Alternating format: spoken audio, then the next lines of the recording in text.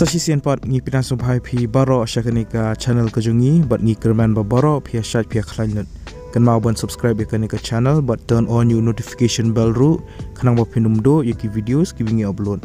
lada kumno phi kom ya like yaki video lani phim ju yo yaki notifications hapo ka YouTube pila ban follow ru ingi hapo ka Instagram account namar ha Instagram ngi ship pente bai malaka por lada ngi lada ban pelai ya ka video ka bathamai te mentapat ngin pe no igini ki post ki barang surat thamai ki badai ki bala pas class 12 ya gini ki post la pelai da ka staff selection commission lani ka SSC mentau banai arajar apo ar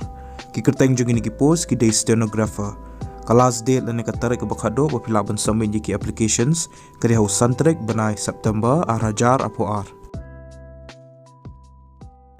ia ka post stenographer grade C ke age limit lani ka kerta ka berdo ka dekat prasnam baka bahado ka dai lai postnam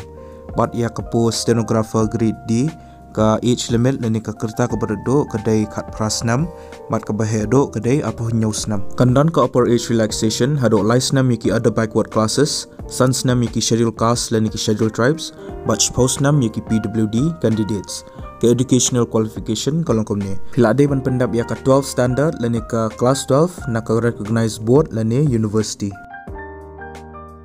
ki candidates ki balong eligible bagi buka ban apply kini ki post pihak ban apply online link ba ka SSC recruitment portal but ya kani ka link ngala ai hapo description jangan ni ka video ya gitu ki bala ada ban register mensure hapo ka SSC sa shu login bank but sa apply kini ki post ya gitu part ki ban pada ban register ha ka SSC pihak ban register shwa hadin da piladap ban register pada piladap al ki details ki jampi pensalong ban login but sa apply ya kani ka post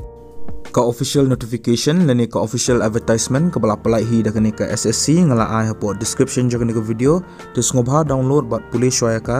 shaba pin apply kini ki post kanang ba pin tip shushu shpang kiwi pat ki details